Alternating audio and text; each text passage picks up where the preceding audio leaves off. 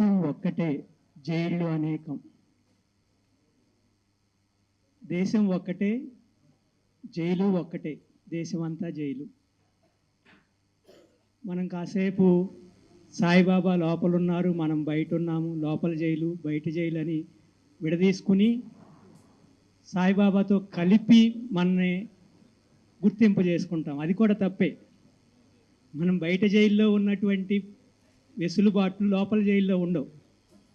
సరే, యుద్ధకాలంలో మనందరం ఉన్నప్పుడు సాయిబాబా ఒక్కడే ఒకవైపు, ఇటువైపు వ్యవస్థలన్నీ ఒకవైపు.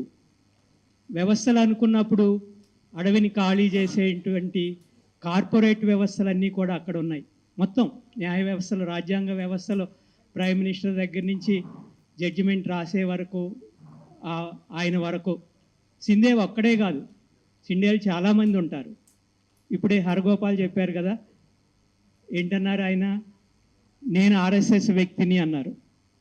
అలాంటి వాళ్ళు, ఆయన ఏదో బయటపడ్డాడు పాపం. ప్రైమ్ మినిస్టర్ కూడా అదే మాట అంటాడు, నేను ఆర్ఎస్ఎస్ వ్యక్తిని అంటారు. అంటే దేశం అంతా ఒకవైపు, దేశంలో ఉన్నటువంటి వ్యవస్థలన్నీ ఒకవైపు, సాయిబాబా లాగా జైలులో మగ్గుతున్నటువంటి లెక్క ఏదైనా ఉంటే ఒక 6 లక్షల మంది, వీళ్ళందరూ ఒకవైపు. సాయిబాబాతోటి మనం నిలబడుతున్నామంటే ఈ 6 లక్షల మందితో నిలబడుతున్నట్టు.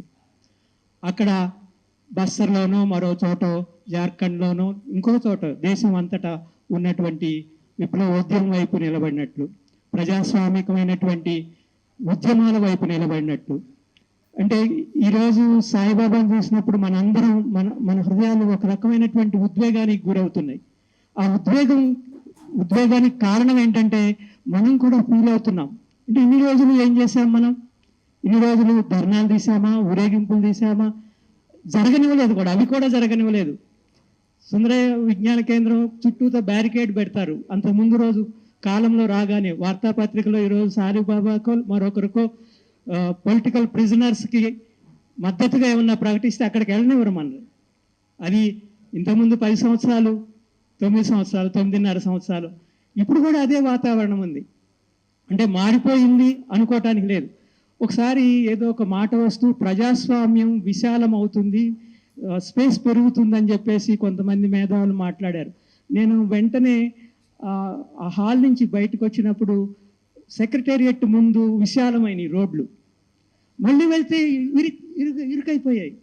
ఎందుకంటే వాళ్ళ రక్షణ కోసం బ్యారికేడ్ నిర్మించుకుంటున్నారు. ప్రజాస్వామ్యం ఎంత విస్తృతం అవుతుందో మళ్ళీ అంత ఇరుకవుతూ ఉంటుంది. ఇది ఒక ఎగ్జాంపుల్ అనమాట. ఈ ఎగ్జాంపుల్స్ మధ్య మన నుండి సాయిబాబా మనకి ఈ రోజున నిలువెత్తు పాఠంగా మన ముందున్నారు. ఈ నిలువెత్తు పాఠం నుంచి మనం ఏమి నేర్చుకుంటాం? That is the only question for me. ఇంకేం అక్కర్లేదు. ఇంకా మిగతా విషయాలన్నీ మర్చిపోదాం. అంటే జైల్లో, ఎమర్జెన్సీలో జైల్లో ఉన్నప్పుడు, మరొకసారి జైల్లో ఉన్నప్పుడు, జైలు నుంచి బయటకు వచ్చిన తర్వాత పుస్తకాలు రాసి 5 నెలలకి, 6 నెలలకి, 10 రోజులకి బాబాయ్ గారు, నగర్ బాబాయ్ గారు 29 రోజులకు కూడా పుస్తకాలు రాసుకున్నారు. ఉన్నాయి, పుస్తకాలు ఉన్నాయి. మరి ఆయన 9 సంవత్సరాల జీవితం ఏంటి? ఎవరిస్తారు? మళ్ళీ షిండే ఇస్తాడా? మోడీ ఇస్తారా? మోహన్ భగత్ ఇస్తారా? ఎవరిస్తారు? ఇచ్చేవాళ్ళు ఎవరన్నా ఉన్నారా? వసంత అక్కకి ఏమొస్తుంది? వసంత అక్క జీవితం ఏమవుతుంది? ఆ పిల్లలు ఏమయ్యారు? ఈ 9 సంవత్సరాలు వాళ్ళు అనుభవించినటువంటి వేదన ఏంటి? ఇవన్నీ మన ముందున్నప్పుడు మనం మరోసారి పునరంకితం అవుతామా కాదా?